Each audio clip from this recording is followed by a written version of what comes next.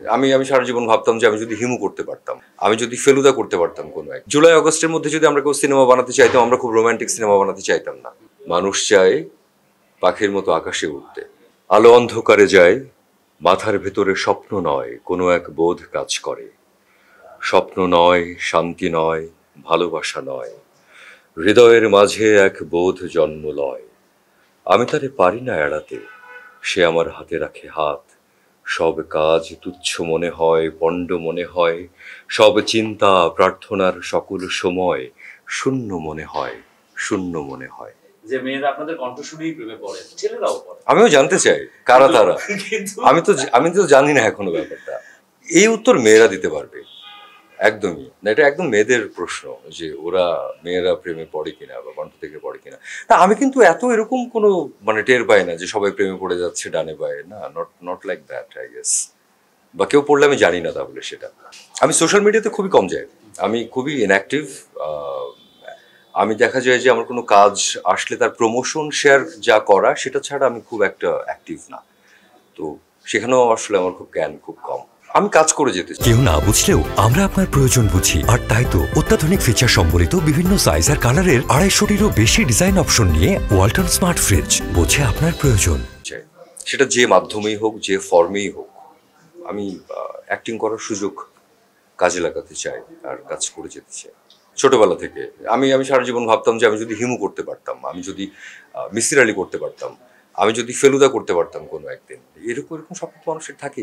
আমার মনে হয় যেই মোমেন্টে আমি চিন্তা করবো এখন বানাতে চাই, ওই সময়টা আমাকে বলে দেবে কি ধরনের কথা বলবো। কারণ আমার মনে হয় যে আমরা আসলে সময়, কোন সময়ে আছি, পারিপার্শ্বিকতা সবকিছু আমাদেরকে অনেক ট্রিগার করে যে আমরা কি ধরনের কাজ করব, কি এক্সপ্রেশনস দিব, কোন ভঙ্গিতে কথা বলবো। আমার মনে হয় যে জুলাই আগস্টের মধ্যে যদি আমরা কেউ সিনেমা বানাতে চাইতাম, আমরা খুব রোমান্টিক সিনেমা বানাতে চাইতাম না। আমরা হয়তো বিপ্লবের গল্প বলতে চাইতাম, আমরা মানুষের কথা বলতে চাইতাম। তো আমার মনে হয় যে একটা সময় আসুক যখন আমি চাইবো একটা সিনেমা বানাতে, সেই সময় বলে দেবে আমাকে। অবসর মানে কি, আমি একটা প্রজেক্ট থেকে আরেকটা প্রজেক্টের মাঝখানে চেষ্টা করি একটু গ্যাপ রাখতে।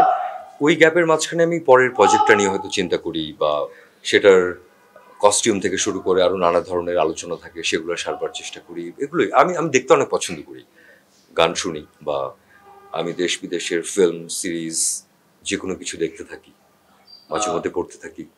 ঈদের দিন তো নামাজ পড়ে ঘুমানো হয় ইউজুয়ালি। মার সঙ্গে ঈদ করবো, সেটা প্ল্যান এখন পর্যন্ত। আর ঈদ না আসলে আসলে বলাটা খুব মুশকিল যে কোন কোন কাজ আসছে, কারণ ভ্যালেন্টাইন থেকেও অনেক কাজ জমে জমে আছে যেটা ঈদে আসবে বলে প্ল্যান হচ্ছে। সো দেখা যাক। আমার মনে হয় সময়টা কাছে আসলেই তখন দেখা যাবে যে আমাদের সিরিয়ালি কোন কোনগুলোর সামনে আসছে। আমি দেশি অনেকগুলো কাজ দেখলাম আমাদের বাংলাদেশে। আমি পরপর এই ভ্যালেন্টাইনের পরপর আমি বাংলাদেশি কন্টেন্ট দেখলাম অনেক। ভিকি জাহিদের 3টা কন্টেন্ট দেখলাম আমি পরপর, মোশাররফ ভাইকে নিয়ে যেটা বানানো। নীল সুখ দেখলাম, প্রাকৃতজন দেখলাম, বাসার এবং প্রাকৃতজনে হচ্ছে আমাদের এইটার নাম কি, আমাদের প্রাকৃতজন দেখলাম, প্রাকৃতজনে পারশা এবং খায়রুল বাসার। নীল সুখ মেহজাবিন এবং রেহান, আর অনেকেই আছে। জাহিদ প্রীতমের ঘুমপুরি দেখলাম, প্রীতম অসাধারণ অ্যাক্টর, তিশা এবং পূর্ণি দুর্দান্ত করেছে। প্রত্যেকটা কাজ আমার খুব ভালো লেগেছে এর মধ্যে যেগুলো দেখলাম। নাটকের ইন্ডাস্ট্রিতে আমার পরিচিতি তৈরি করেছে আসলে বুক পকেটের গল্প, এবং বুক পকেটের গল্প ছিল আমার প্রথম ইউটিউবের জন্য বানানো কোনো, মানে প্রথম ইউটিউবের জন্য করা কোনো কাজ। ওপেন মিডিয়ামের একটা কাজ করছি, প্ল্যাটফর্ম ইজ ওপেন সবার জন্য।